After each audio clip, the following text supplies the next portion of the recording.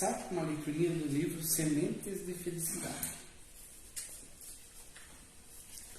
Pratique a caridade. Você se aprimora, cresce, vibra e encontra a paz através da caridade. No ajudar, você é o mais ajudado. Ajudar não é dar asas à ilusão que degrada, mas é reconhecer divindade em cada um. É viver com intensidade, olhar diretamente nos olhos, ser sincero no proceder, alegre no falar e no agir. Exige respeito. O amor de Deus precisa de você para ser vivido entre nós. Assim vamos silenciar para fazer nossa oração inicial. Deus, nosso Pai, Jesus, nosso Mestre, amigos e companheiros do Plano Maior, agradecemos pela oportunidade que temos de nos reunir novamente aqui nessa casa de oração e também rogar a pleia de luz que possa estar iluminando a todos, nós que estamos aqui, bem como aqueles que estão assistindo através da nossa live pelo Face, rogando a pleia de luz que ilumine a todos, fazendo assim com que possamos compreender bem tudo aquilo que vai ser falado e ventilado nessa palestra, e que os encarnados e desencarnados que aqui se encontram possam também ter uma boa compreensão e um bom entendimento. Agradecemos mais uma vez pela oportunidade de estarmos aqui, agradecendo também pela semana que passou e por essa que se inicia. Muita luz e paz a todos. Que assim seja. Assim seja.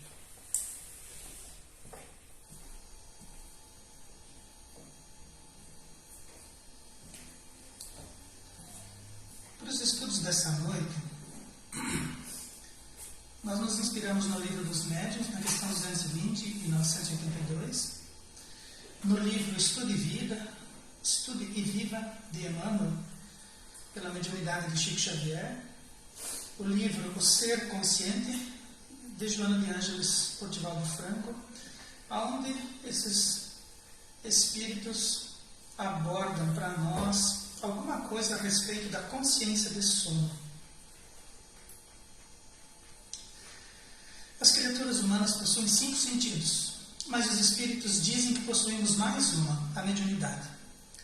Então, além daquilo que nós possuímos, dos órgãos que constituem o nosso corpo e que tem a finalidade de nos conectar com o ambiente, nós temos a visão, a audição, o paladar, tato e olfato. Tudo isso permite que nós entremos em contato com o meio ambiente, com o ambiente que nos cerca, com as pessoas que nos cercam, com os espíritos que nos cercam. E além desses, nós temos mais um, que é a mediunidade.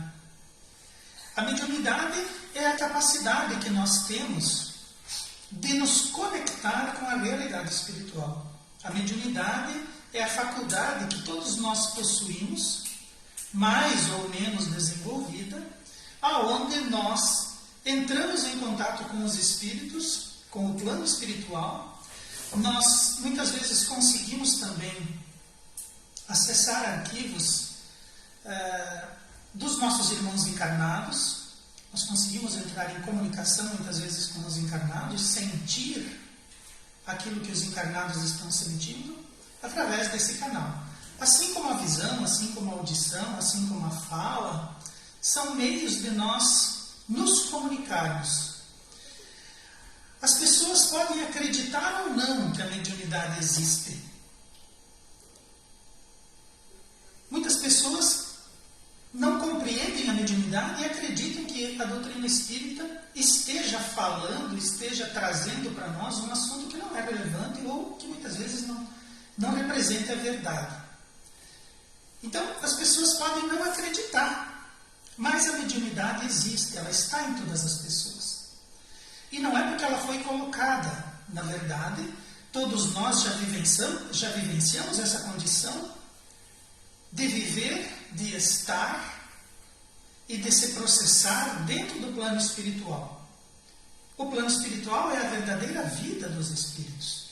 Quando estamos encarnados, nós temos apenas uma passagem, nós temos apenas um período, um rápido período em que nós estamos encarnados, vivenciando a realidade da matéria, para que nós entendamos muitos aspectos e convivamos com as pessoas, nos harmonizando com ela, elaborando e fazendo progredir em nós as virtudes necessárias para uma boa vivência na realidade espiritual. Como nós já estivemos dos dois lados da vida diversas vezes, para nós a mediunidade simplesmente é o fato de nós sabermos que o plano espiritual existe e que nós podemos deliberadamente entrar em contato com esse plano espiritual. Ao fazermos isso, acreditemos ou não, estamos utilizando a mediunidade.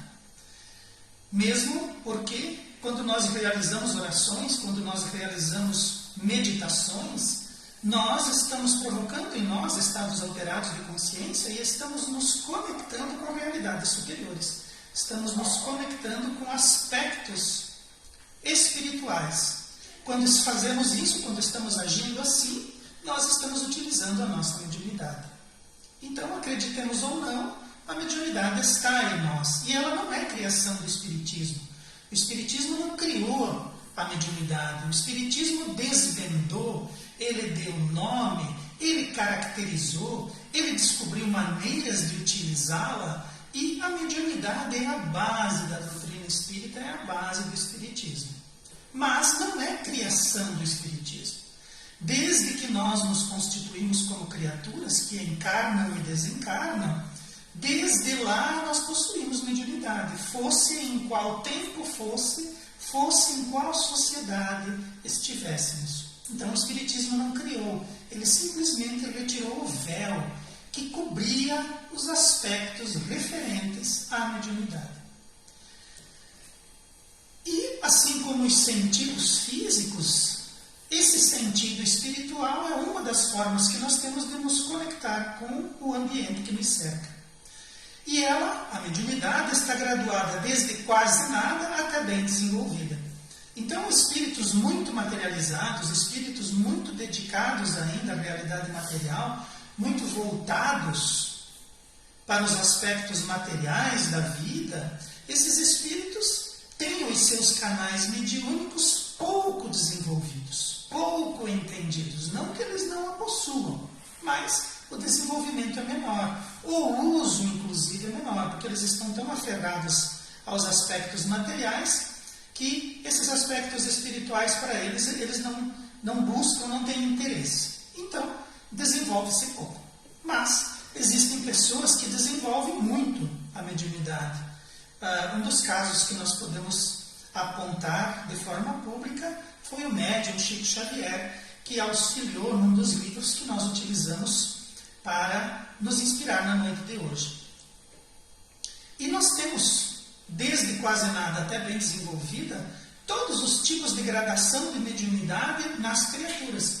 Então nós temos aqueles que estão desenvolvendo, que estão entrando em contato, que estão compreendendo, e nós temos aqueles que já desenvolveram, aqueles que já entendem, aqueles que já compreendem, aqueles que já estudaram e que não usam, e não vigiam, não cuidam da sua mediunidade.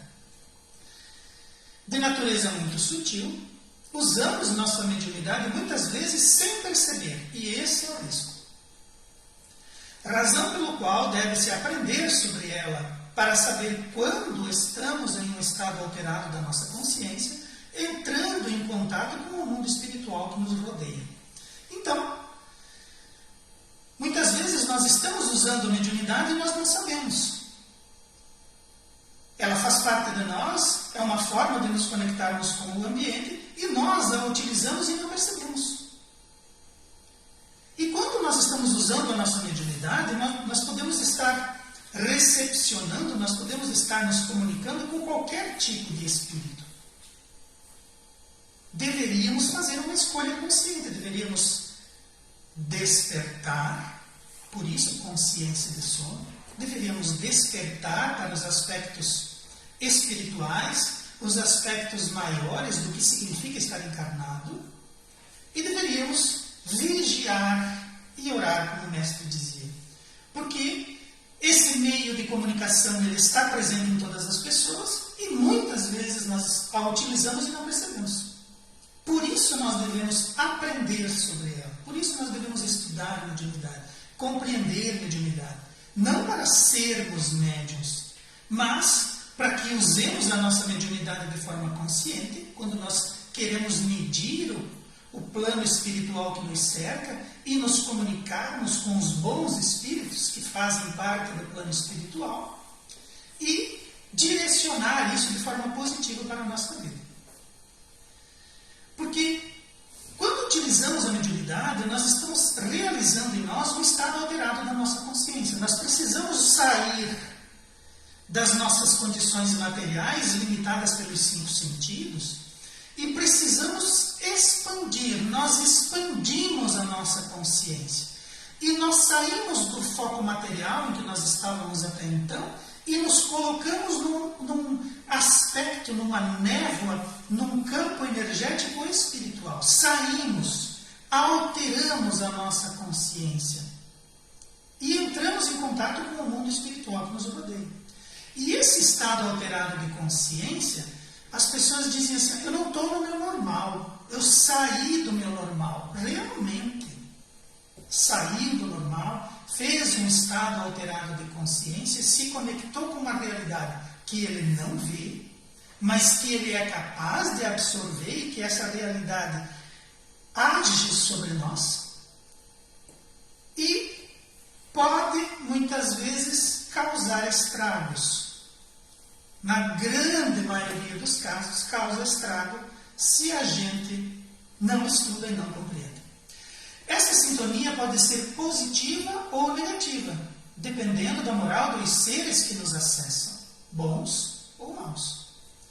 E no mundo de provas e expiações, nossa tendência sempre será de nos envolvermos com criaturas desprovadas, apesar dos nossos mentores estarem sempre perto. Então, estamos nós encarnados, estamos aqui com um intuito maior da vida, estamos aqui para evoluir, estamos aqui para sublimar, estamos aqui para ser provados, então nós vamos encontrar dificuldades, nós vamos encontrar aspectos perigosos, nós vamos encontrar todo tipo de situação que vai causar em nós uma pressão, um peso. E nós reagimos a isso. Nós lutamos contra isso. Ou nós nos associamos a isso. E seria normal que nós assim o fizéssemos. Isso é normal. O problema é quando nós dormitamos. O problema é quando nós entramos numa consciência de sono. O problema é quando nós fazemos de conta que essa realidade não existe, que ela não atrapalha, que ela não é capaz de nos acessar. E nós vamos ficando ali anestesiados, nós vamos ficando ali numa pequena fronteira, sem nos decidirmos por um lado da vida e sem vivermos aquele lado, nós vamos ficando num meio termo. E nós perdemos oportunidades de evoluir, perdemos oportunidade de nos melhorar, perdemos oportunidade de nos conectar com o bem. Mas nós vamos fazer uma conexão, independente de nós acreditarmos, independente de nós querermos ou não. Nós estaremos em contato com o plano espiritual, porque todos nós temos mediunidade. As influências dos espíritos sobre nós podem ser divididas em assédio, obsessão, fascinação e subjugação, a depender do grau de autoridade que consegue provocar. Sempre lembrando que somente podem possuir algum poder sobre nós se nós permitirmos, se nós entrarmos naquela sintonia. Então, essa influência dos espíritos sobre nós, essa comunicação que nós realizamos, esse estado alterado de consciência que nós realizamos, se nós não compreendemos, se nós não estudamos, se nós não nos precavemos, nós podemos sofrer desses irmãos espirituais, desses espíritos, alguns tipos de influência, todos os tipos de influência, entre elas o assédio, a obsessão, a fascinação e a subjugação. Nós vamos ver cada um deles. Então, dependendo do espírito que está ali, dependendo do grau de autoridade que ele consegue provocar em nós vamos sofrer ou o assédio, ou a obsessão, ou a fascinação, ou a subjugação. Porque os espíritos, eles existem, eles nos acessam a todo momento, nós temos como entrar em contato com eles, nós realizamos estados alterados de consciência e não temos como impedir se nós não soubermos como impedir. Mas por que os espíritos agem assim? Por que os espíritos que nos rodeiam, eles vão nos acessar? Por que esses espíritos fazem o que fazem? O que esses espíritos ganham fazendo isso? Na verdade, aqueles espíritos estrovados, aqueles espíritos viciosos, aqueles espíritos que buscam viver a realidade material, apesar de não possuírem mais corpo material, eles não ganham nada com isso. Então, um espírito que vem e faz um assédio sobre nós, ou faz uma fascinação sobre nós, ele não ganha nada. Na verdade, ele está promovendo para ele mesmo um futuro de resgates, com toda certeza. Ele está fugindo das leis, porque nós, quando somos espíritos, temos que nos colocarmos como espíritos e viver a realidade dos espíritos. Quando estamos encarnados, temos que viver a realidade do encarnado, é da lei. Mas esses espíritos, eles não possuem mais corpo e se recusam a viver a realidade dos espíritos, porque eles querem viver a realidade dos encarnados, querem viver a realidade da matéria. Eles fogem deliberadamente das realidades espirituais e dos compromissos que aguardam.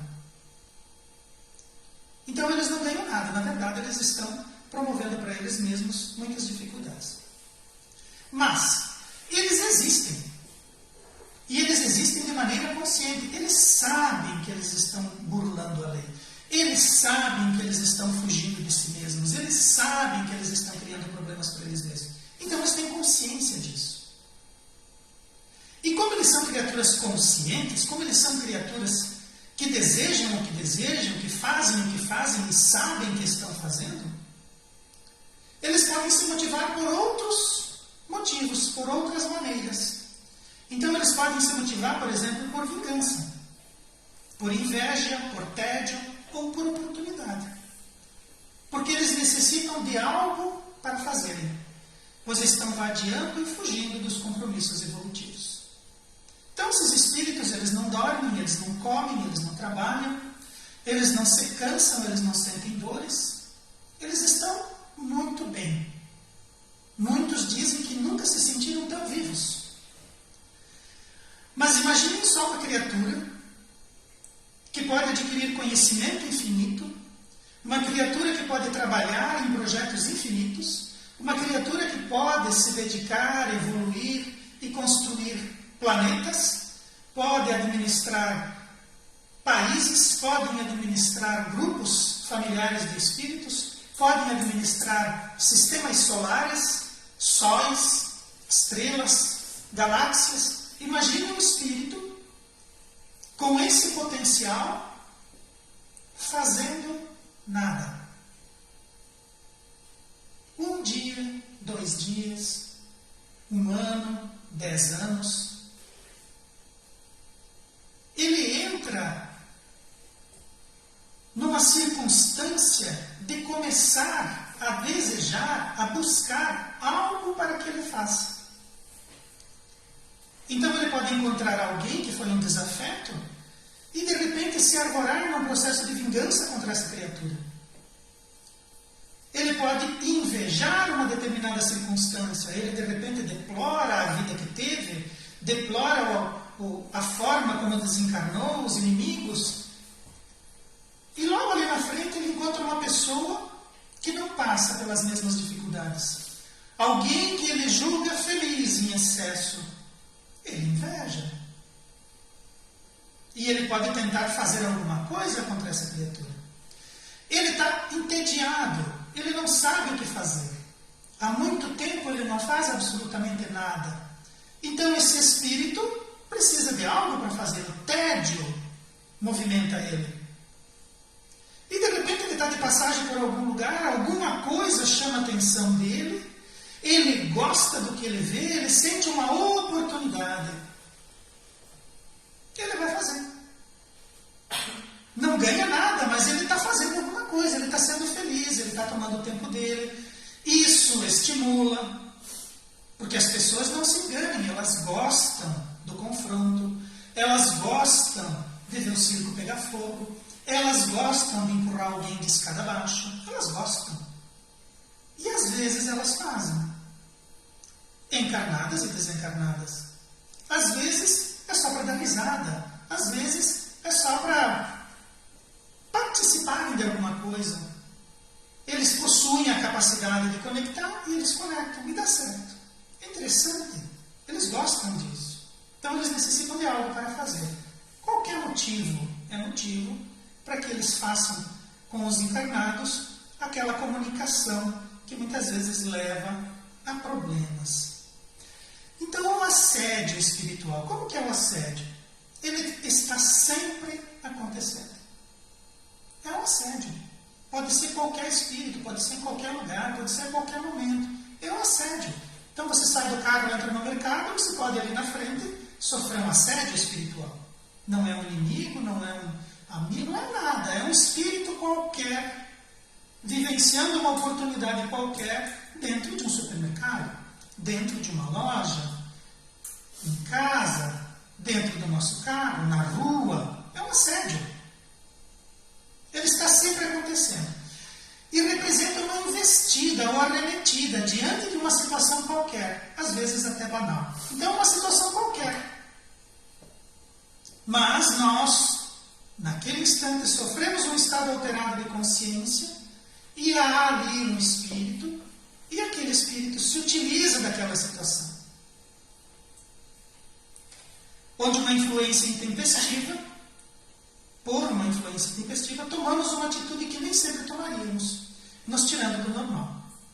Então, às vezes, isso pode acontecer num supermercado, a pessoa do supermercado está lá, existe um espírito atormentando ela ali, e não é um obsessor nem nada, é um assédio simplesmente. Ele passou ali, viu aquela pessoa, começou a perturbar aquela pessoa, você chega e sintoniza naquela perturbação, o espírito cutuca você, você briga com a moça do caixa briga para você, e o espírito dá risada. É um assédio. Depois ele vai embora, ele não lembra que fez isso com você, não lembra que fez isso com aquela mulher do caixa, e vai procurar outra coisa para fazer. É um assédio qualquer. Né?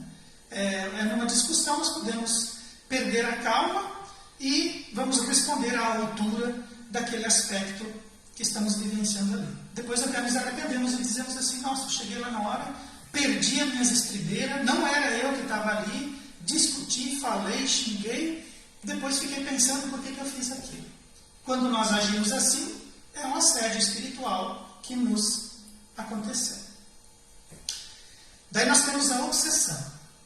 A obsessão é uma ação pertinaz de alguém sobre o outro, atrapalhando e incomodando, se arrastando pelo tempo, provocando distúrbios psicológicos e emocionais, impedindo uma vida normal no âmbito espiritual, promovendo até doenças orgânicas. Então a obsessão não, a obsessão é um espírito e é sempre o mesmo. Então, o assédio pode ser qualquer espírito em qualquer lugar. O obsessor não, é sempre o mesmo. Por que ele faz isso? Geralmente é um aspecto de vingança. É um espírito vingador. Ele descobre a gente na nossa encarnação e faz acampamento do nosso lado. Ele fica ali. Então ele muda para a nossa casa, ele nos acompanha onde a gente vai e ele fica o tempo inteiro conosco. E ele acha que ele tem razão. Ele atrapalha quando ele pode, ele incomoda quando ele pode. E isso pode virar anos, décadas. E a pessoa que sofre de uma obsessão, ela vai sofrendo, aquilo vai acumulando, vai dando problema. Ela não come direito, ela não se relaciona direito, ela não dorme direito. Durante décadas, às vezes. Leva, obviamente, a problemas emocionais e psicológicos. Impede uma vida normal. E pode levar a pessoa a desenvolver problemas e doenças, né? Tanto no corpo físico como doenças de cunho moral, de cunho espiritual. que muitas vezes podem fazer com que a pessoa tire a própria vida ou desencarne antecipadamente por conta desses problemas. Então, a obsessão já é um outro tipo de assédio sobre nós, né? Um assédio que dura e é sempre o mesmo espírito. Ou pode acontecer também de serem vários espíritos, né? Nós temos uma capacidade muito grande de promover e de criar inimigos, e isso pode levar a gente a encontrar no futuro e sofrer no futuro um processo de obsessão de um espírito ou de vários espíritos. Tem um outro tipo, que é a fascinação. A fascinação, por outro lado, não atrapalha e nem incomoda. A fascinação chega a ser agradável, soprando no obsidiado o canto das sereias, influenciando ao desequilíbrio e ao comportamento exótico, em uma felicidade histérica que não se deixa educar, uma felicidade e um agir fora da média. Então o fascinado, ele não está incomodado, o fascinado está feliz.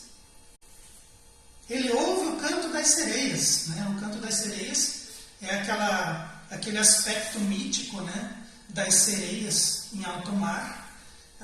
Os marinheiros ficavam muito tempo no mar e alguns deles desenvolviam lá os seus problemas espirituais, faziam as suas conexões espirituais, sofriam lá das suas obsessões e faziam uso de bebida.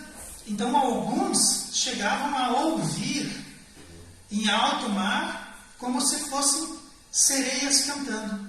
E as sereias, aquelas alucinações eram tão reais que esses marujos acabavam pulando no mar. Então havia essa lenda junto dos marinheiros que se referiam ao canto das sereias, que faziam os marinheiros enlouquecerem e pularem em alto mar, visualizando, ouvindo e vendo esses aspectos aí das obsessões. Então o fascinado, ele não se incomoda. O fascinado, ele acha que ele é o gás da Coca-Cola, ele acha que Jesus fala com ele, a primeira coisa que ele acha é que todo mundo está errado.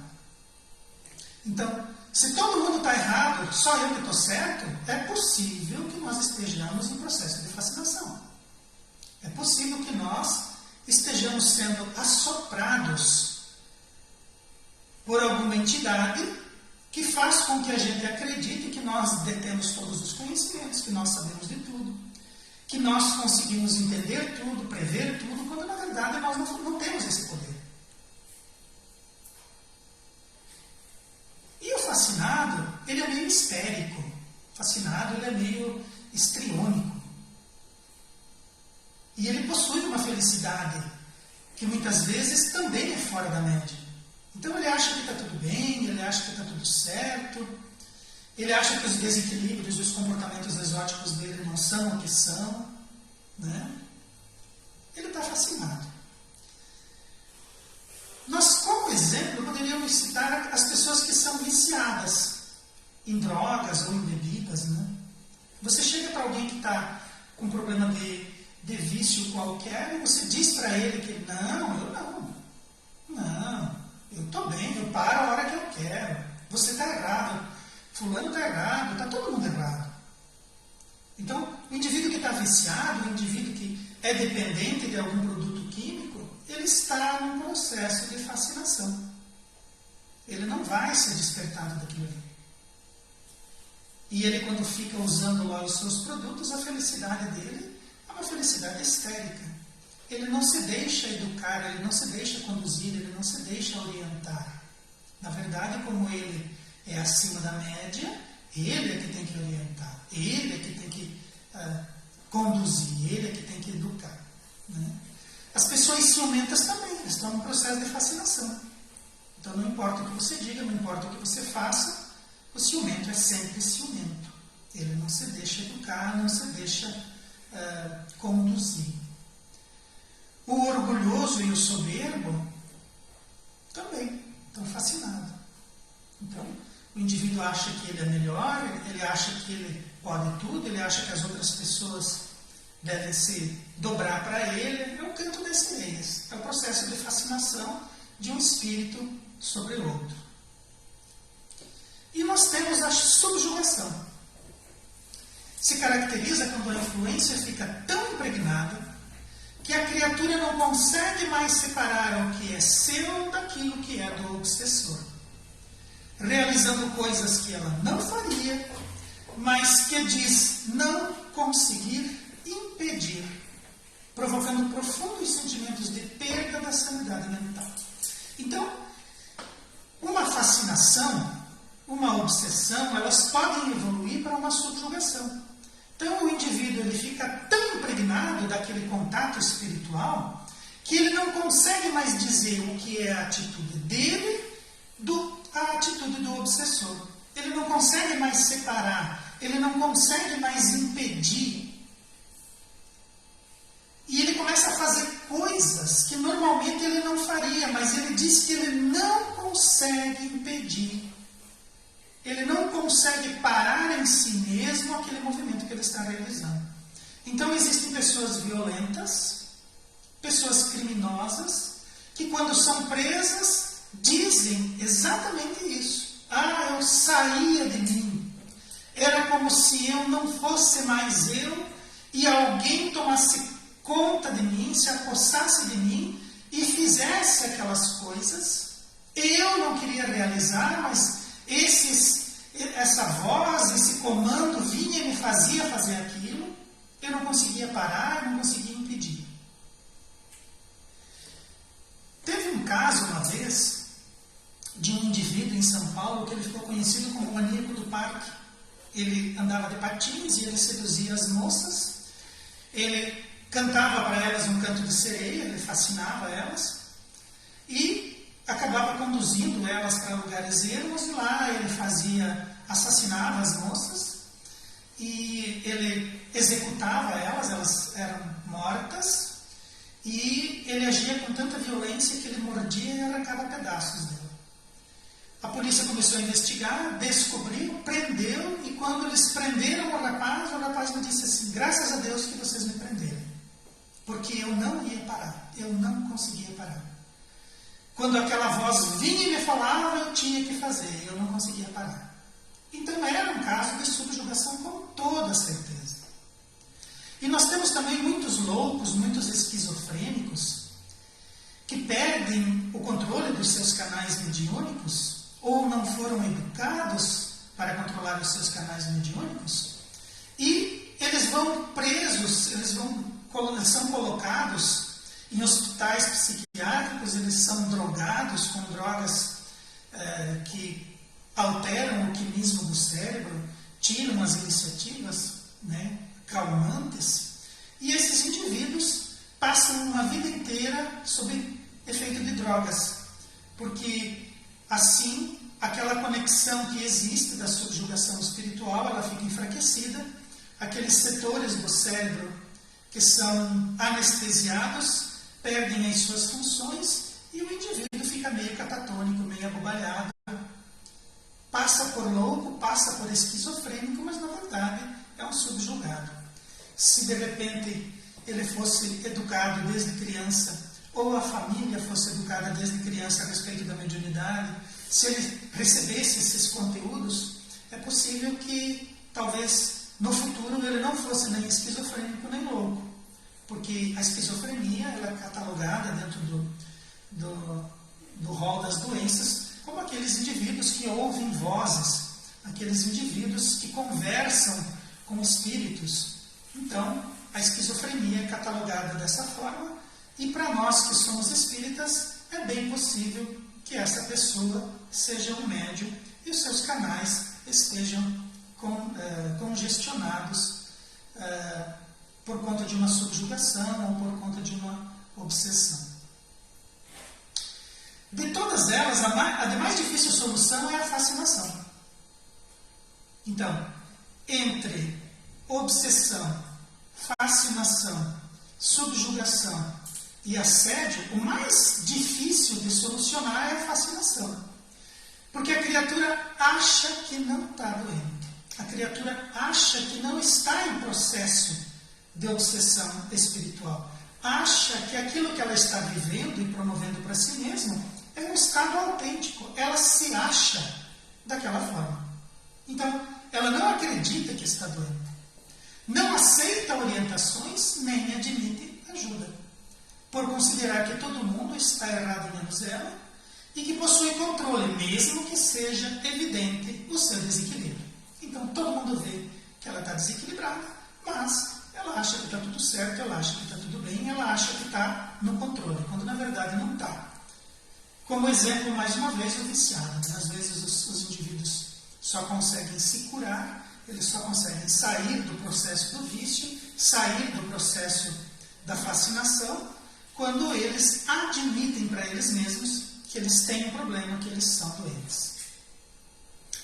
Mas a que provoca mais danos de todas elas é ao meio obsidiado, onde permanecemos alheios aos convites da vida, acreditando que meio normais dá para se levar, impedindo o maior de todos os movimentos evolutivos, que é o despertamento íntimo para o significado maior da vida. E como exemplo, todos nós.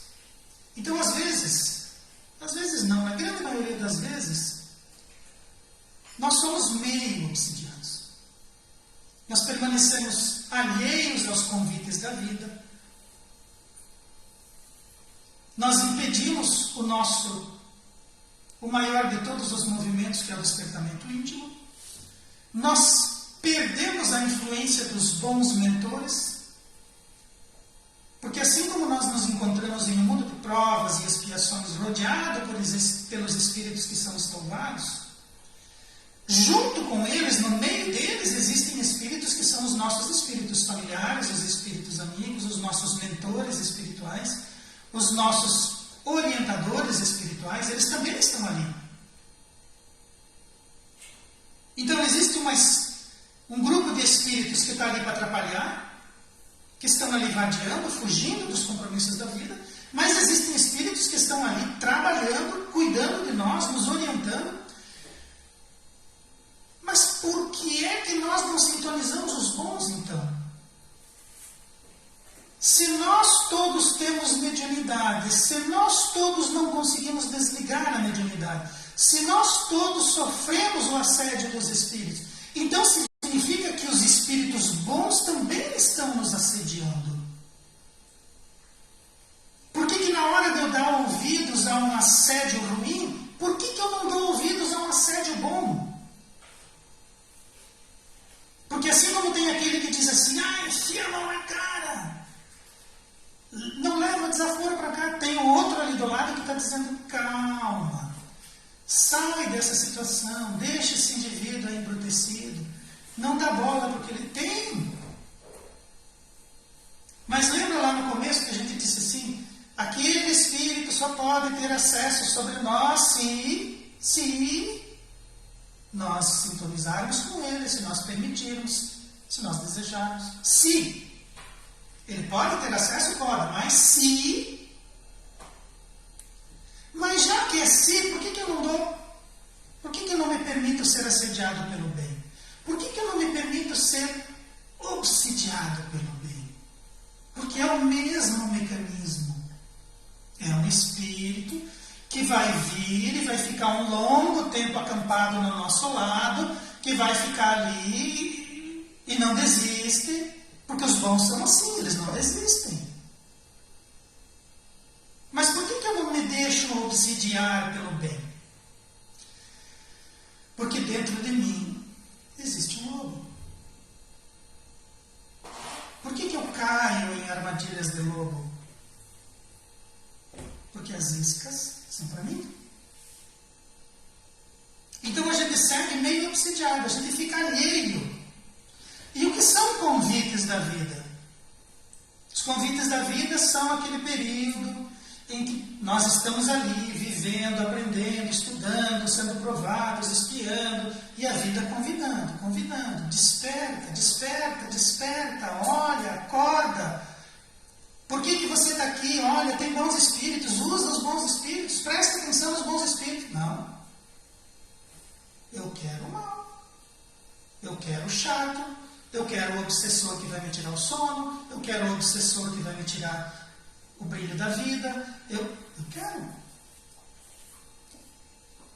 Porque eu escuto o que ele diz. E o que ele diz para mim faz com que eu fique fascinado. E o maior de todos os movimentos da vida, que é evoluir, nós não evoluímos. Então nós passamos uma encarnação inteira. Nós não fazemos o mal, nós não fazemos o bem.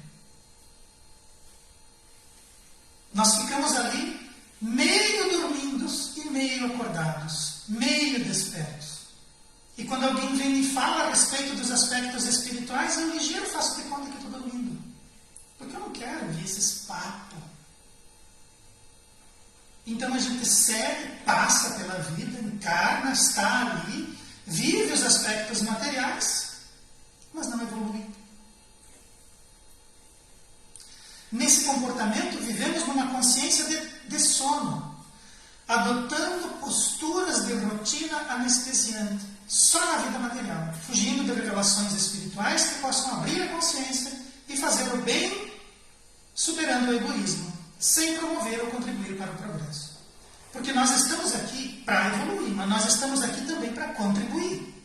Então nós temos que trabalhar para o bem, temos que trabalhar para o progresso. Temos que evoluir quando o progresso evolui. Mas a gente fica só na vida material, na rotina da vida material. A gente foge das revelações espirituais. A gente deixa de abrir a nossa consciência. A gente não contribui para o progresso, a gente vira um peso de papel na Terra. A gente está ali, mas se não tiver também. A gente precisa fazer isso. A gente precisa promover a nós mesmos. A gente precisa contribuir para o progresso. A gente precisa superar o egoísmo. A gente precisa abrir a nossa consciência. Nós precisamos despertar. Não é viver no mundo numa consciência de quem está dormindo. É viver no mundo numa consciência de quem está desperto. De quem olha a vida de frente. De quem faz as coisas da vida sabendo que aquilo ali tem um peso, que é um recurso, que se nós não utilizarmos, não promovermos, não engrandecermos, ele vai acabar e vai fazer falta. O recurso é isso, ele acaba e faz falta.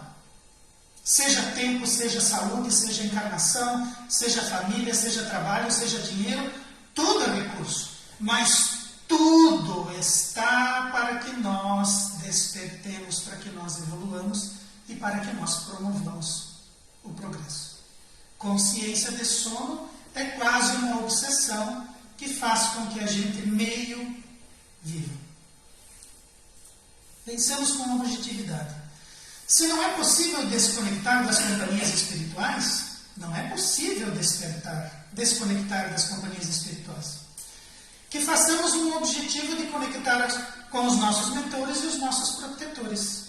Espíritos amigos que nunca desistem de nós e que trabalham para o nosso bem, promovendo a nossa sublimação.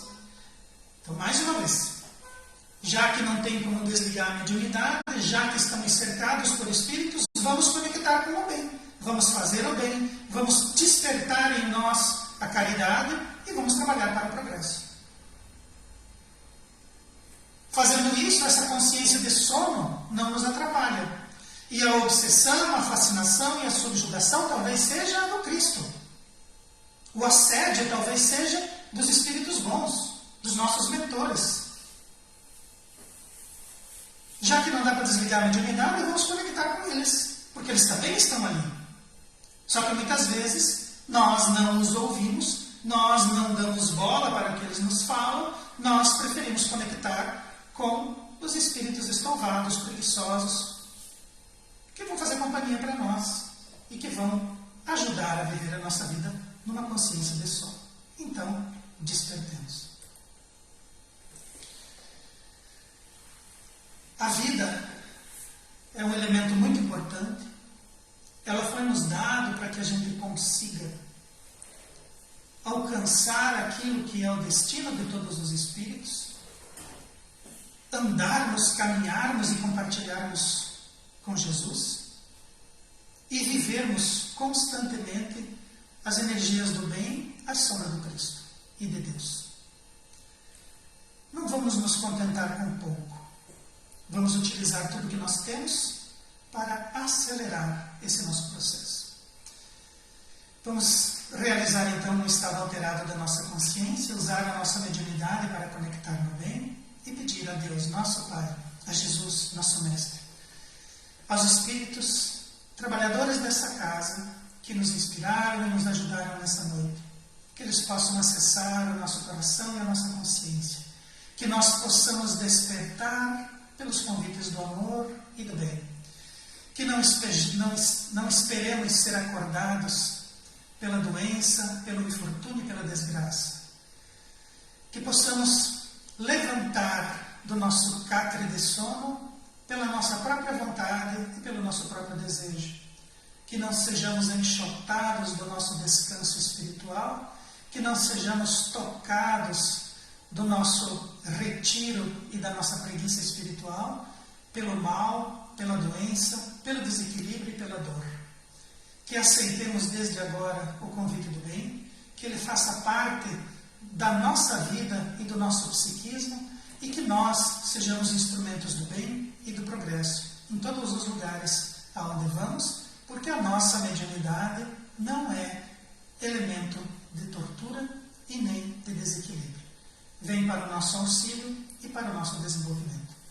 Que o Mestre seja a luz do nosso horizonte e que ele ilumine os nossos passos por onde iremos caminhar. Que assim seja.